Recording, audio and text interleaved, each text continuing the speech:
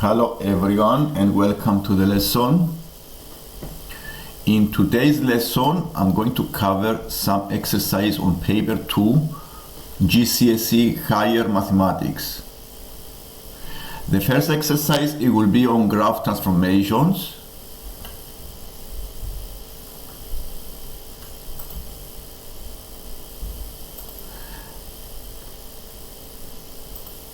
The second exercise I'm going to do later, it will be the modeling question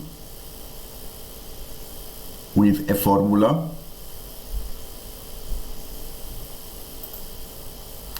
Next will be the quadratic sequences, finding the nth term of a quadratic sequence. And later on, again, it will be on graph transformations, finding a single transformation that brings A into B. Let's start from the beginning.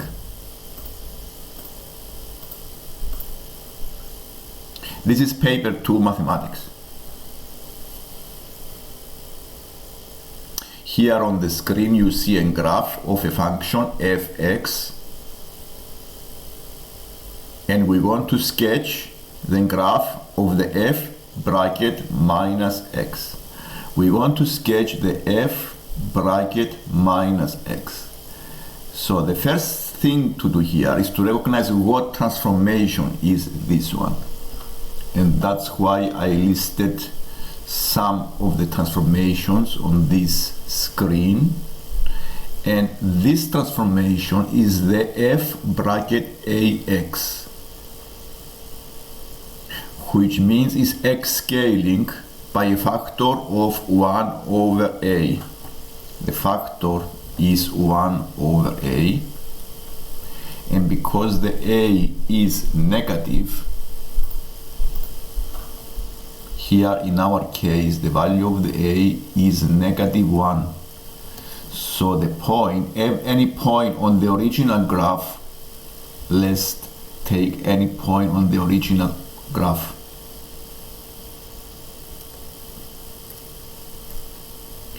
The minus 2, 1. Let's take this point.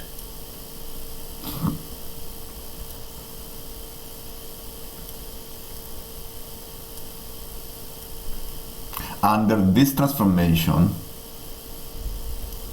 it will go into minus 2 divided by negative 1 give you a plus 2. 1, and all the points move in the same way. All the negative x coordinates go into the same way, so they become positive, because the scale factor here of the x coordinates is 1 over a, and this gives us the negative 1 on the x coordinates. Okay, so this is, it will be 1 over negative 1. So the effect here, the scale factor we need to consider on the x coordinates will be negative 1 over a. So you can easily understand here that's a reflection on the y-axis, because all the negative x coordinates become positive x coordinates, and this is the effect. So it will be a reflection on the vertical axis. For example, the minus 2, 1 goes into 2, 1. If you find 1, 2 points, it's very easy to sketch the graph. 2, 1, the minus 4, 2 goes into plus 4, 2, and the 0 stays at the same position, because you times the x coordinates by negative 1. If I times the 0, becomes 0. And exactly, we have exactly the same graph. And now it will be, the minimum point here becomes a plus 3. So the graph, it will look like this one.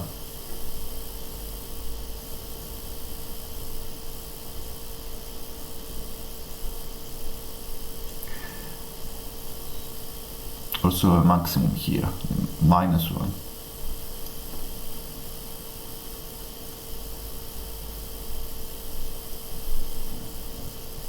Have a minimum point here, then it's going up. As you can see, it's a reflection on the vertical axis. Let's go to the second part. The second part gives you two curves. One has been transformed into the C, has been mapped to the S. The curve C, the equation of the C is y equals 5 plus 2x minus x squared, is transformed by a translation to give the curve S such that the point 1, 6 is mapped to the point 4, 6 on S. Find an equation for the S, for the second curve. Since you already know it's a translation, first you need to identify the type of translation it is, and I listed here the format of the horizontal translation is the f bracket x plus a. The effect of these transformations, it brings all the points x comma y into the position x minus a comma y. So it only affects the x coordinates by a units, and if the a is positive, it goes to the left. The points go to the left, depending on it going the opposite way.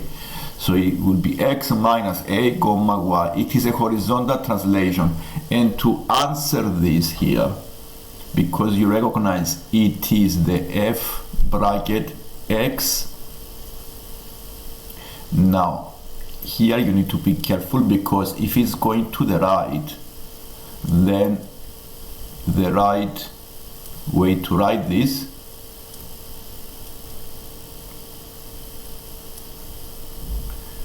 it will be x, how many units has been translated to the right? It will be from 1 to 4, so it is 3 units. So you write here negative 3. It's always in the negative direction because it's the opposite way. X minus 3. To find the right equation of the S, since I know the graph of the fx is 5 plus 2x minus x squared, this is a function f bracket x. To find the function f bracket x minus 3, I need to replace the x with the x minus 3 on the function fx, and this gives you the 5 plus 2 bracket x minus 3 minus x minus 3 bracket square. I simplify the equation.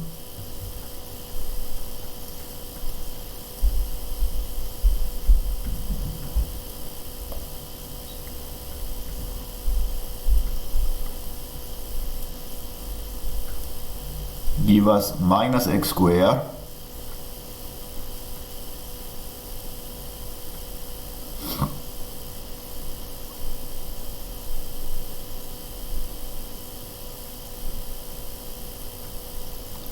and give us this quadratic. So this answers the question because this is the function that describes the curve S. Even if you leave it in the original way, here is okay. For example, to show that you replace the x with the x minus 3, and this is a horizontal translation, 3 units to the right.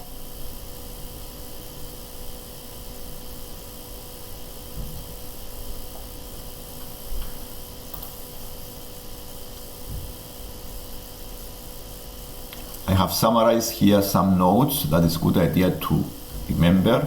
For example, any point on the original graph x comma y, it goes into x over a in the first transformation.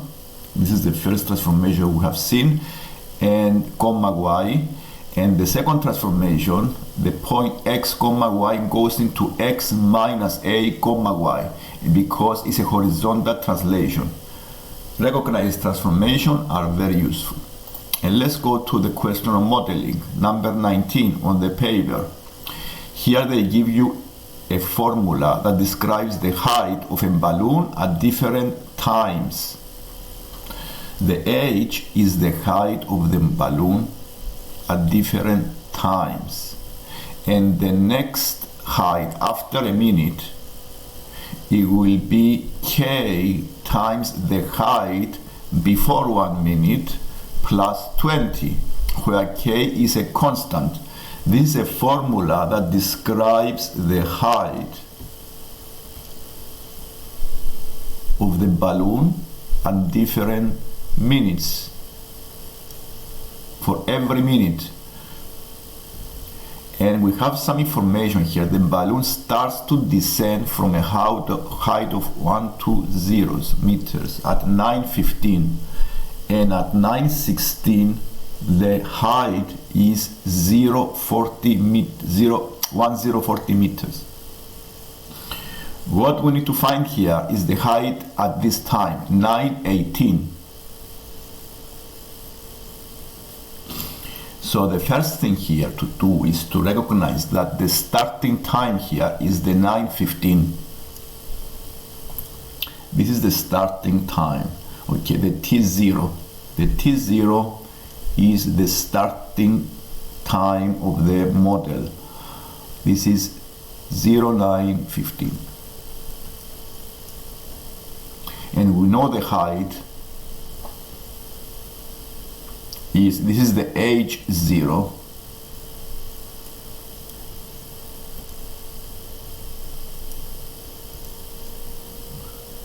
is 1 to 1,200 meters, and the 9:16 is the H1, is the height after 1 minute.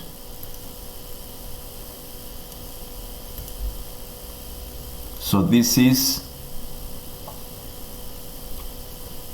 1040. So the first thing here is to find the value of k by using this equation, because I have some information given in the exercise. If I found the value of the k, I can make the model and the equation more specific. So I can put the numbers. I have the numbers here. The H1 is 1040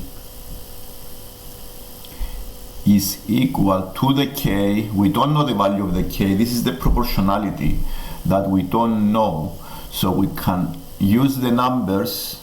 The Hn is the previous height, so I need to use the 1200 plus 20. The plus 20 is fixed.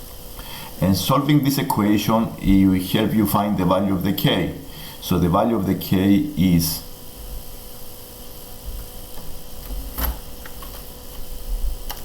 1020 divided by 1200 is 0.85. And now, because we found the value of the k, I can use exactly the same equation and formula and find the height after 3 minutes, because the starting time is 9:15 and the height we want to find is 9:18. But I need to go step by step. So the formula after the H0 is 9:15, the H1 is 9:16. So I need to go and find the 9:17. This is the H2, and I'm going to use the formula to find this height because we found the k value. So the H2, as per the formula, it will be 0.85 times the previous height, and the previous one is 1040 plus 20. And now we found the H2. The H2 is the 917, is 0.85 times 1040 plus 20. This is 904.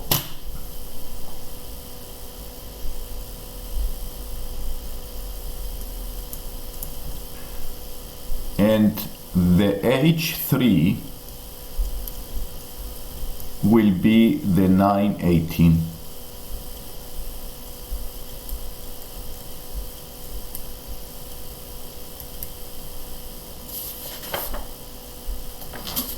Now, doing the calculations, you find the value.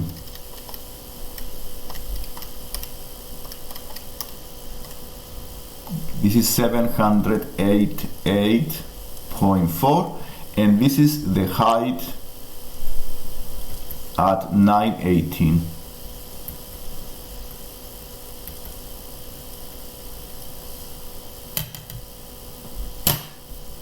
We need to go step by step and minute by minute using the formula, and remember to find the value of the k so you can use the formula for the following times by using some information. The value of the k can be found by using some informations from the model. And let's go to quadratic sequences. Quadratic sequences are sequences that follow a quadratic pattern, and they have the format of a quadratic. That's why we have the name quadratic sequences. The nth rule follow a quadratic pattern in this way: a times the n square plus b times the n plus c. The n is the position of the number in the sequence. So to find the a is the number in front of the n square. We always take the second difference of the terms, divide by 2. And this is what I'm going to do now, is to find the second difference of the terms. Now the first difference is very easy to find. You subtract 2 terms. You see the first difference is 11.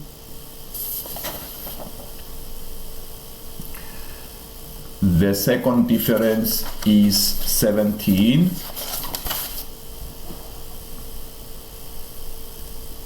And the third difference is the 23. This is the first difference of the terms. And the next one is 29. The second difference, I subtract the first difference. And you see the second difference is always constant. So the subtracting this first difference, here you have 6. That's why it's a quadratic, because the second difference is always fixed, plus 6. This is the second difference.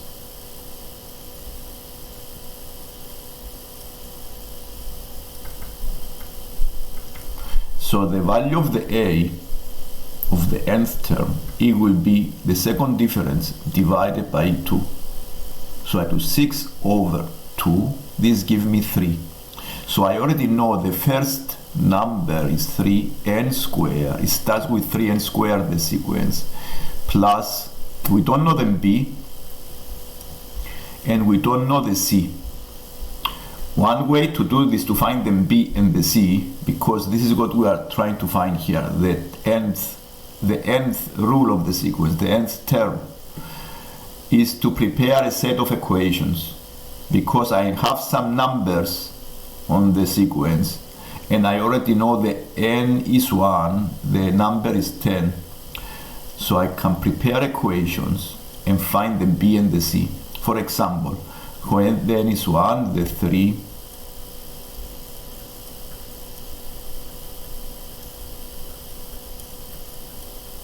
this is equal to 10. This number must be equal to 10, so this gives me one equation.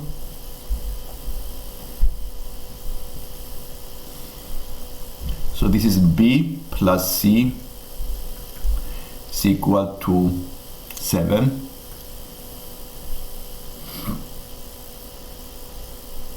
B plus c is equal to 7, and the second term we know is 21.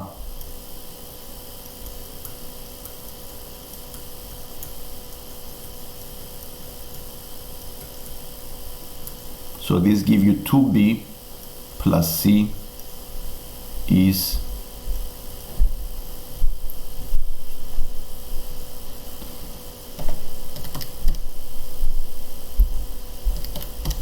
9. And I have a set of equations.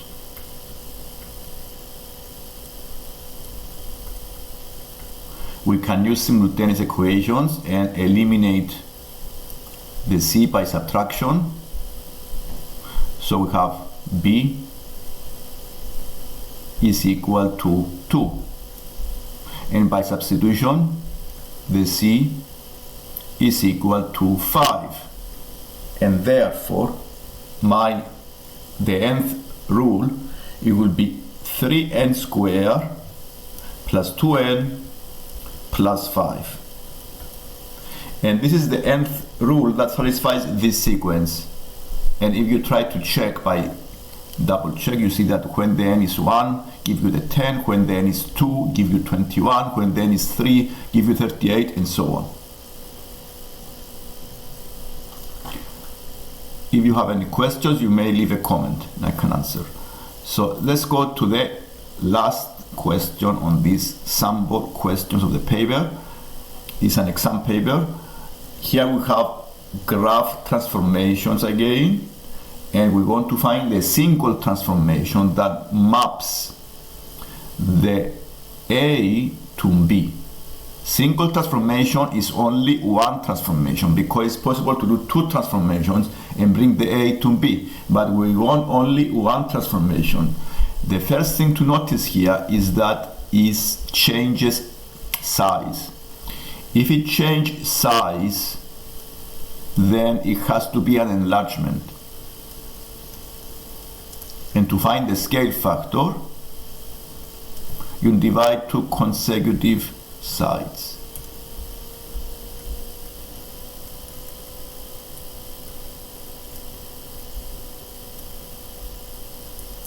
So the scale factor is 3 divided by 2, 1.5. And you notice here that this enlargement is not in the same direction because it's like a reflection. So it have to be a negative scale factor because of the reflection of the shape. And the next thing to do here is to find the. So it's a negative scale factor because of the position of the B is not exactly the same position, but it has been reflected in the opposite plane. That's why it's negative 1.5 and not a plus 1.5. To find the point of enlargement, one method to do is to connect corresponding corners and see where these projection lines meet. And this is the point of enlargement. So to find the point of enlargement, you draw projection lines passing from the corresponding corners, and the corresponding corners is the right angles. For example, I have one right angle here. I can see the right angle is here, and you connect with the projection line so you see where is. So you draw a projection line with a ruler.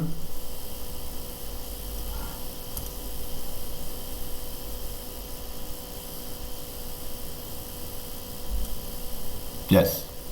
Now find another corresponding corner. This is, you see that it is, another one is, yeah, this is gone here.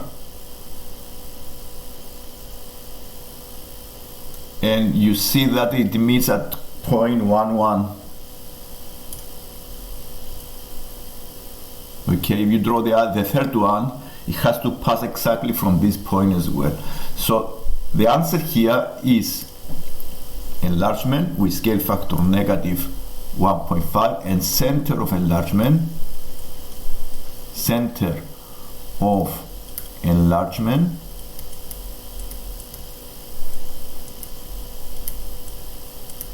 1, 1. You see the point here is 1, 1. This is the center of enlargement.